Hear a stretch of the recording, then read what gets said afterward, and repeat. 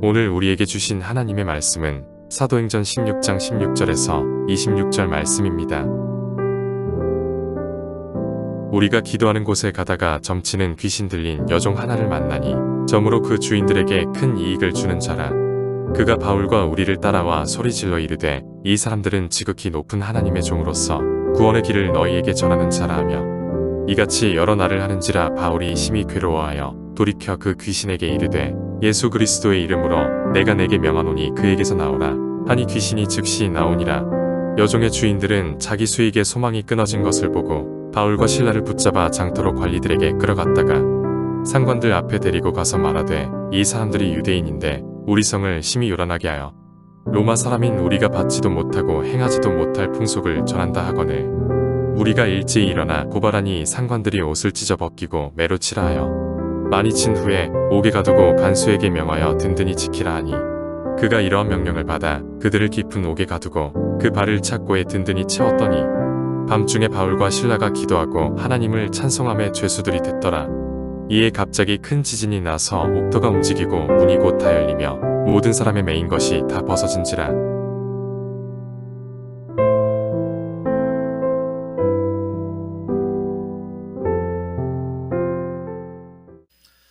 성도님들께서는 야구를 좀 좋아하십니까? 괜히 물어본 것 같기도 하고 여성분들이 훨씬 많아서 야구를 많이 좋아하시지 않을 것 같은데 올해는 근데 기아가 우승을 하셔가지고 지역에 계신 분들이 많이 좋아하신다 이런 생각은 해봤습니다. 혹시 앞에 사진을 가져왔는데 이 야구 선수를 아시나요? 네. 아십니까? 한 명은 누구죠? 한국 사람은 이승엽 선수고 한 명은 누구죠? 이치로라는 선수입니다. 둘 다 아주 너무 잘했던 선수죠. 일본 선수는 되게 얄미웠던 것 같아요. 우리나라랑 할 때 유독 잘해가지고 시합을 보면서 좀 이렇게 좀 아쉽다 이런 생각을 했습니다. 두 선수는 너무나 위대한 선수인데요. 그러나 솔직하게 개인의 성적만 놓고 볼 때는 조금 차이가 있긴 합니다. 이승엽 선수는 우리나라를 대표하는 타자임은 분명하지만 이치로는 일본 역대 최고의 수준임에도 불구하고 미국에서도 최고의 위치를 오랫동안 고수했습니다. 자기 관리가 어마어마했는데요. 이 이치로라는 선수는 데뷔를 몇 년도에 했냐면 1992년도입니다. 그래서 몇 년까지 프로 선수를 했냐면요. 2019년. 별로 안 놀라시는군요. 네. 이 성도님들 감동이 없으신데 운동 선수들은요. 몇 살만 되면 노장이라 그래요. 30만 넘어가면 노장 늙었다 뭐 이러는데 47살까지 메이저리그에서 프로 선수를 한 겁니다. 그러니까 어마어마한 자기 관리를 한 거죠. 이 두 명의 선수를 옆에서 지켜본 지도자가 있는데 물론 직접 지도한 적도 있고 또 옆에서 이렇게 바라본 지도자가 있는데 그게 누구냐면 김성근 감독입니다. 요새 텔레비전에도 자주 나오는 것 같아요. 최강 야구인가요? 하면서 지도자로 나오는데 이 사람이 이 GQ라는 인터뷰에서 잡지에서 오래전에 인터뷰했던 기사가 제가 되게 인상 깊어서 스크랩을 해놓은 게 있습니다. 이 기자가 뭘 물어봤냐면 이 두 선수의 차이에 대해서 물어본 거예요. 그러니까 이치로와 이승엽의 차이에 대해서 물어보고 이승엽에 대해서 물어봤을 때 김성근 감독이 이렇게 얘기합니다. 제가 한번 읽어볼게요. 이치로는 삼진당해도 억울한 표정 안 보이고 안타를 쳐도 즐거운 표정 안 보인다. 늘 포커페이스다. 메이저리그에서 20게임으로 안타를 못 쳤는데 그때도 불안하지 않았다. 자기 제대로 하고 있으니까. 반면에 일본에서 연속으로 안타를 때려도 불만을 호소할 때가 있었다. 이치로는 안타를 쳐도 과정이 나쁘면 내 스윙이 안 나오면 불만족스러워한다. 그런데 이 야구 선수는 이게 중요한 게 이 모든 운동이 뭐가 중요하죠? 이 자세, 뭐 폼이 중요하잖아요. 근데 딱 야구 선수들은 이 빠따를 네. 빠따를 휘두르면 이거를 압니다. 이게 제대로 휘두른 건지 안 휘두른 건지. 그러니까 안타를 때리는 것보다 딱 휘둘렀을 때 이 내 자세가 나오는지를 안다는 거죠. 그래서 안타가 안 나와도 이 내 스윙이 나오면 괜찮다. 반면에 안타를 때려도 홈런이 나와도 이거 아닌데라고 하면 불만족스러운 거예요. 그러니까 이치로는요 모든 게 무엇에 중심이 맞춰져 있냐면 과정에 중심이 맞춰져 있습니다. 결과를 보는 게 아니고요. 그 과정이 지금 건강한가? 그거에 초점이 맞춰져 있습니다. 어느 정도로 자기 관리를 했는지 이런 기사도 있어요. 이치로 선수의 아침 식사는 맨날 똑같다. 속에 부담이 갈까봐 항상 익숙한 음식을 먹는다. 그는 미국에 가서 7년 동안 아침에 카레만 먹었다. 7년 동안 같은 아침을 먹었답니다. 최근에는 영양 상태를 고려해 피자도 가끔 먹는다. 허리에 부담이 갈까봐 푹신한 소파에는 앉지도 않는다. 많은 선수들은 자기 컨디션에 맞춰 배트를 맞추는데 이치로 선수는 배트에다 자기 몸을 맞춘다. 굉장히 철저하게 자기 관리를 한다고 합니다. 성도님들 7년 동안 아침을 같은 식사를 먹고 푹신한 소파는 앉지도 않고 자기 관리를 이렇게 철저하게 합니다. 그래서 늦은 나이까지 선수를 할 수 있었던 거죠. 이승엽 선수에 대해서는요, 김성근 감독이 이렇게 평가를 했습니다. 이승엽은 대단한 선수다. 그런데 단 하나, 그게 좀 오래 가지 않는다. 이치로와는 달리 결과만 나오면 됐다고 생각한다. 결과를 보면서 타격 폼을 고치고 그걸 간파한 투수들이 마구 공격하기 시작했다. 그러니까 이승엽도 대단한 선수인데 한 가지 아쉬운 게 있다면 이 폼이 아니고요, 이 안타나 홈런의 결과에 따라서 훈련 양이 바뀐대요. 그리고 성적이 잘 나오면 훈련 양이 준대요. 왜냐하면 괜찮으니까 이 정도면 됐지라고 생각한다는 것입니다. 이 과정을 중요시하냐 아니면 결과를 중요시하냐, 이 작아 보이는 차이가 이 전설과 같은 선수들 두 명의 간극을 만들어냈다고 합니다. 저 안에 사랑하는 성도님들, 저는 이것이 운동선수에게만 해당되는 것은 아닌 것 같습니다. 오늘 신앙생활하는 우리에게도 이것이 굉장히 요구되는 것 같습니다. 성도님들, 우리는 과정과 결과 중에 어디를 더 신경 쓰는 사람일까? 소요리 문답 제1번은 이렇게 말합니다. 사람의 제일 되는 목적은 무엇인가? 하나님을 영화롭게 하는 것과 그를 영원토록 즐거워하는 것이다. 그런데 이 1번 문제를 잘 보시면요, 이게 결과 같습니까? 아니면 과정 같습니까? 하나님을 즐거워하고 그분을 영원토록 높이는 것, 이건요 사실 결과 같지만 엄격하게 말하면 모든 과정을 향한 말씀입니다. 하나님을 즐거워하는 것, 그것이 우리 인생의 가장 중요한 목적입니다. 그런데 이것이 무엇이냐? 하나님과의 관계에 있는 거죠. 하나님과 나는 지금 어떤 관계를 가지고 있느냐. 혹시 우리 인생도 그래요. 내 취업, 사업 성공, 결혼, 승진, 자녀 양육, 뭔가 눈에 보이게 괜찮은 결과가 나오면 이렇게 생각할 때가 있어요. 하나님 나에게 복 주시네. 하나님 내 인생 밀어주시네. 하나님 나에게 축복을 주시네. 이렇게 여기면서 내 과정이 빈약한 걸 놓칠 수 있다는 겁니다. 제자들 보고 또 사역하며 여러 성도님들과 교제하면서 결과 중심적으로 볼 때는 참 부러운 분들 많잖아요. 우리 옆에 볼 때 참 세상이 볼 때는 부러워하는 것들도 많이 얻고 업적도 쌓고 참 칭찬도 많이 받는데, 그런데 아이러니하게 그 과정의 결과의 끝에 섰더니 하나님을 잃어버리는 분들이 꽤 있더라는 겁니다. 남들 부러워하는 그 위치에 다 올라가 놓고 보니까 하나님을 잃어버린 거예요. 하나님이 안 계신 겁니다. 성도님들, 질문을 드립니다. 성도님들께서는 매일의 삶의 과정을 중요하게 여기십니까? 아니면 결과를 중요하게 여기십니까?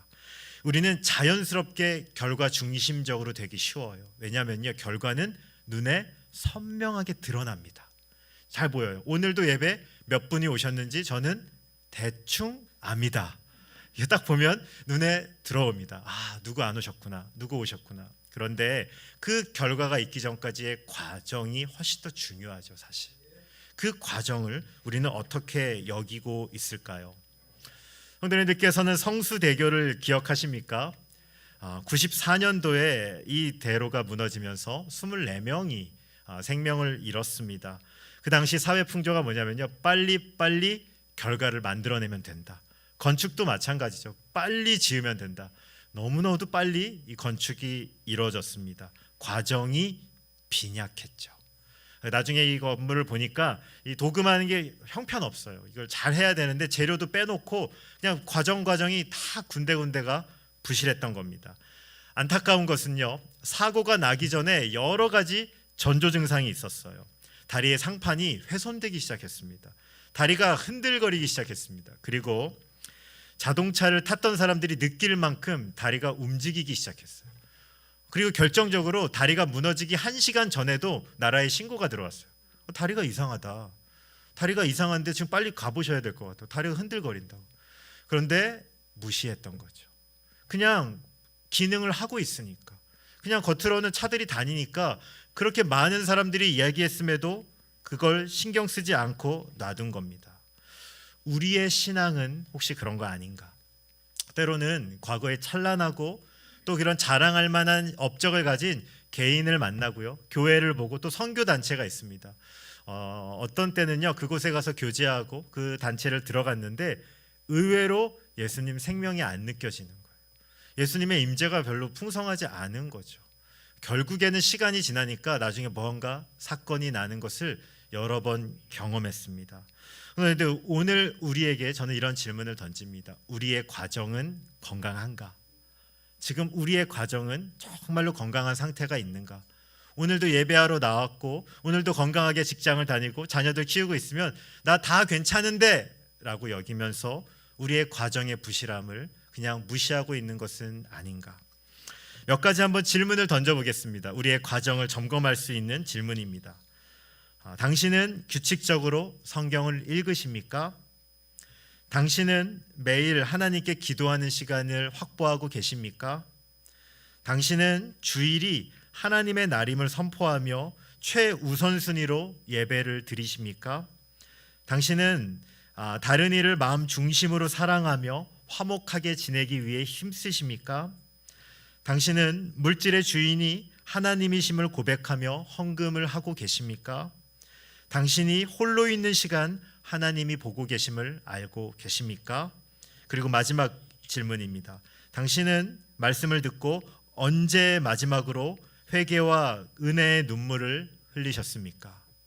만약에 이러한 질문들에 그렇지 않은 것 같은데요, 나는 그런 것들이 없는데요 라고 묻는다면 오늘 우리는 좀 두렵고 떨리는 마음으로 우리의 신앙을 한번 점검해 보셔야 됩니다. 꼭 무너지고 나서야, 큰 사건이 일어나고 나서야 돌리는 것이 아니라 하나님께서 가장 지혜로운 자는 말씀으로 우리 가운데 알려주실 때 우리를 점검하는 것입니다. 오늘 서론이 좀 길었습니다. 함께 살펴본 오늘의 본문은 이 과정의 중요성을 우리에게 또 한번 알려주는 말씀입니다. 본문은 바울과 실라가 등장합니다. 하나님께서는요, 바울을 부르실 때 이미 그를 향한 계획이 있었습니다. 사도행전 9장 15절을 보시면 아나니아에게 바울을 도우라라고 안수기도를 요청하시면서 하나님께서 이렇게 말씀을 하십니다. 주께서 이르시되 가라. 이 사람은 내 이름을 이방인과 임금들과 이스라엘 자손들에게 전하기 위하여 택한 나의 그릇이라. 아멘. 하나님께서는요, 이미 바울을 부르실 때 가장 중요한 사명으로 누구를 위한 사도? 이방인을 위한 사도라는 직분을 바울에게 주시죠. 바울이 그 사명을 따라 인생을 걸어갑니다. 그 과정을 아주 충실하게 밟아 나가죠. 그런데 2차 전도 여행 중에 빌립보에서 어떤 일이 일어나는가? 오늘 점치는 귀신 들린 여자를 만나서 바울이 그 여인을 내어 쫓습니다. 귀신을요. 그랬더니 그 여자로 돈을 벌던 사람들이 바울을 고발합니다. 굉장히 억울한 일을 바울이 만나죠. 19절부터 24절까지 말씀을 제가 한번 읽어보겠습니다. 여종의 주인들은 자기 수익의 소망이 끊어진 것을 보고 바울과 실라를 붙잡아 장터로 관리들에게 끌어갔다가 상관들 앞에 데리고 가서 말하되 이 사람들이 유대인인데 우리 성을 심히 요란하게 하여 로마 사람인 우리가 받지도 못하고 행하지도 못할 풍속을 전한다 하거늘 우리가 일제히 일어나 고발하니 상관들이 옷을 찢어버리고 매로 치라 하여 많이 친 후에 옥에 가두고 간수에게 명하여 든든히 지키라 하니 그가 이러한 명령을 받아 그들을 깊은 옥에 가두고 그 발을 착고에 든든히 채웠더니 하나님의 뜻에 순종해 이방인의 사도로 사역을 했습니다. 예수 그리스도의 이름으로 귀신을 쫓아냈습니다.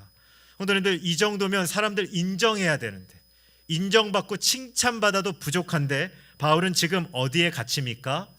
감옥에 갑니다. 옷이 찢깁니다. 매도 맞습니다. 발에는 착고가 채워집니다. 지금 바울은요, 하나님의 뜻에 순종했습니까? 불순종했습니까? 순종했죠. 바울은요, 매일의 과정과 하나님과 동행하며 그 길을 걸었습니다. 그런데 오늘 당장의 결과는 무엇입니까? 감옥입니다.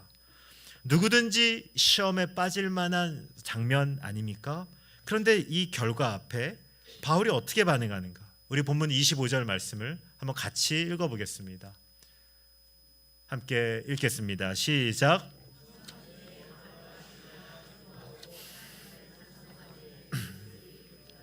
아멘.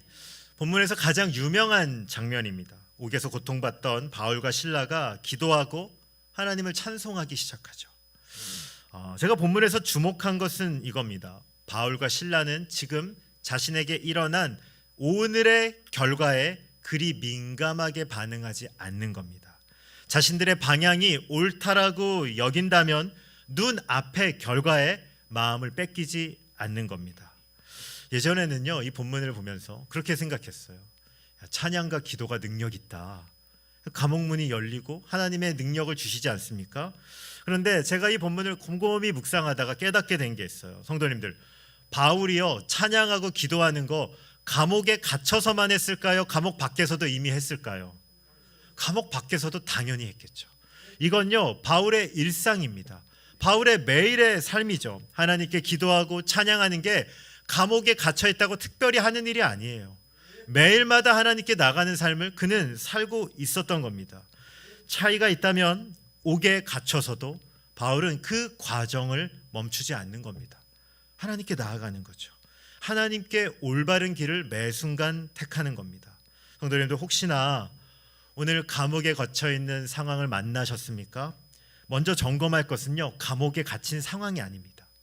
내가 감옥에 갇히기까지 나의 과정을 한번 살펴보십시오. 하나님과의 관계가 건강하시다면 담대하십시오. 하나님과의 관계가 살아 있으시다면 너무 낙심하지 마십시오. 우리 하나님 붙잡는 거죠.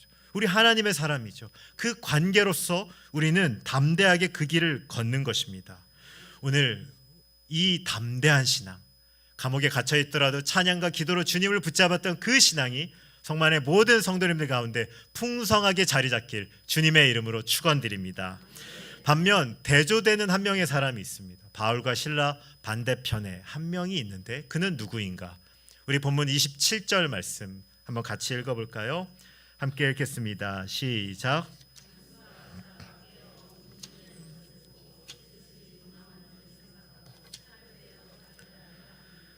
오늘 바울과 실라 반대편에 한 명이 있습니다. 그는 간수입니다.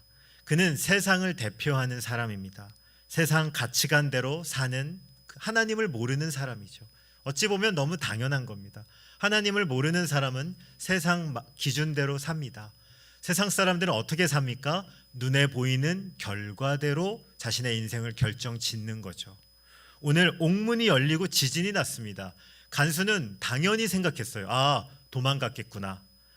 당시 이 그리스 로마 시대에는요, 죄수를 지키는 간수가 이 죄수들 관리에 실패하면 생명을 뺏기는 경우가 비일비재했습니다. 그러니까 간수는 안 거예요. 아, 이거 나 이제 죽었구나.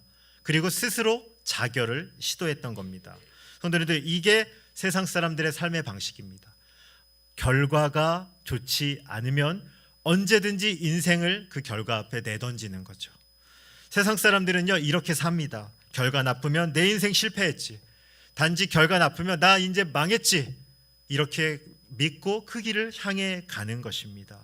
성도님들, 오늘 우리가 그리스도인이라면요, 이것 주의하셔야 돼요. 눈앞에 어려운 일이 있을 수 있죠. 감옥에 갇힐 수 있죠. 힘든 일 만날 수 있죠. 그렇다고 해서 생명을 내던지는 건요, 아주 어리석은 겁니다. 이게 세상의 방식이거든요. 또 하나, 세상적으로 잘 풀린다고 해서 하나님과의 관계를 소홀히 하시면 됩니까? 안 됩니까? 안 되는 거죠. 결과가 아닙니다. 우리는 과정을 훨씬 더 중요하게 여기셔야 됩니다. 성도님들, 오늘 우리는 어떤 길을 걷고 있습니까? 성도님들의 섬김은 살아 있으십니까? 성도님들 대부분 성만교회 왔더니 제가 알게 된 게 있는데 많이 섬기세요. 안 섬기시나요? 네. 하나가 아니라 막 2개, 3개씩 섬기시는 분들도 참 많습니다. 그런데 처음에 섬기셨을 때 그 마음 오늘 우리 안에 있으십니까? 저는 그걸 묻고 싶습니다. 처음 하나님께서 직분 주실 때, 처음 하나님께서 나에게 일을 맡겨주실 때 그 떨림, 그 두려움, 그 감사함, 내가 이 일을 할 수 있을까? 정말로 그 마음이 있지 않았습니까? 그런데 어느 순간 그 시간이 길어지면요, 우리가 어떻게 되냐면요, 기술이 늘어요. 섬김의 기술이 늡니다. 스킬이 늡니다. 농사도 마찬가지고 사업도 마찬가지고요. 기술이 점점 발달하니까 뭘 줄어드냐면요, 하나님을 두려워하고 하나님께 나가는 시간이 줄어드는 거죠. 혹시 그렇게 섬기고 있지 않으십니까? 교회에서요, 교사를 몇 년 했는데요, 처음 교사할 때 너무 두렵더라고요. 어떤 애들 만날지, 또 버릇 없으면 안 되는데 어떻게 화를 내야 되지? 뭐 이런 어떻게 아이들 해야 되지? 한 주 동안 계속 기도하고 또 말씀도 준비하고, 그 공과도요 너무너무 어려운 거예요. 공과 하기 전에 또 어떻게 해야지 아이들이 흥미있게 하지? 그때는 보이는 물건마다 재미난 물건이 있으면 다 이렇게 제가 돈 주고 샀어요. 그래서 이렇게 한 번씩 꺼내서 막 흔들어주고 애들 집중시키려고 막 그걸 매번 연구했단 말입니다. 그런데 1년, 2년이 지나니까 그게 괜찮은 거예요. 그냥 하는 거예요. 조금만 해도 예전에는 1시간 걸렸던 게 한 1, 2년 지나니까 10분이면 그걸 준비할 수 있더라고요. 그러면서 깨닫게 된 게 있습니다. 그게 기술적으로는 점점 잘하는 거예요. 어떤 때는요, 사람들이 막 칭찬해줘요. 잘하시네요. 참 뛰어나네요. 근데 저는 압니다. 사람들은 몰라요. 근데 나는 알죠. 뭘요? 하나님 별로 안 찾고 있구나.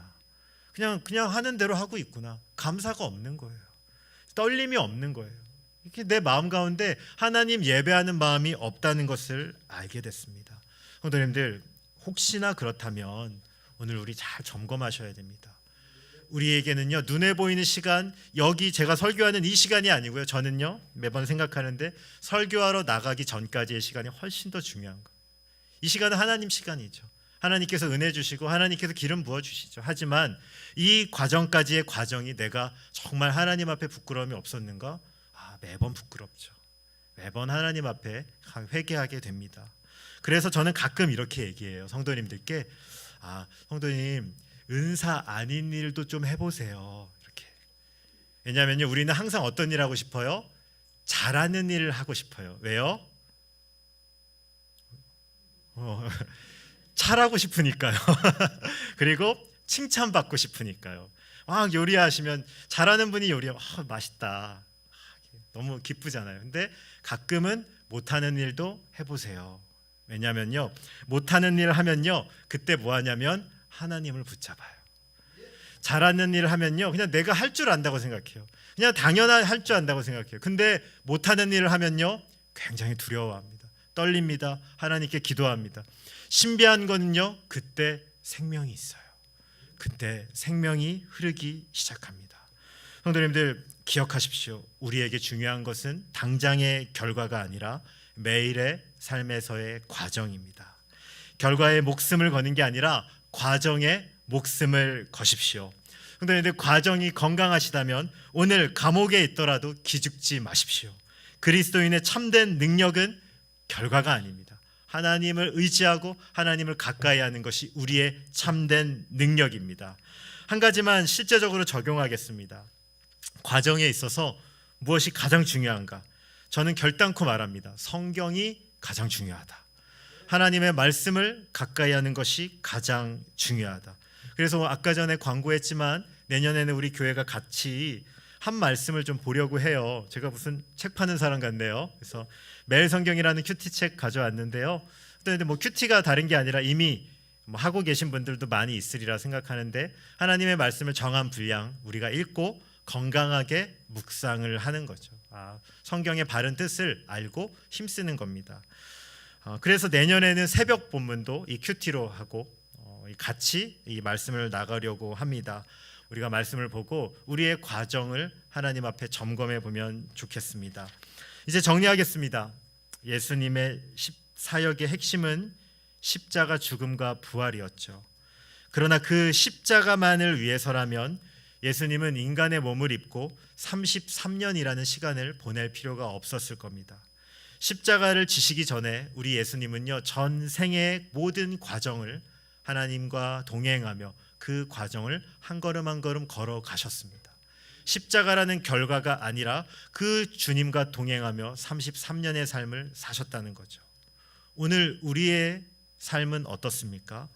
고난 없는 영광, 훈련 없는 성숙, 기도 없는 능력, 정직 없는 거룩, 과정 없는 열매를 원하고 있지는 않으십니까?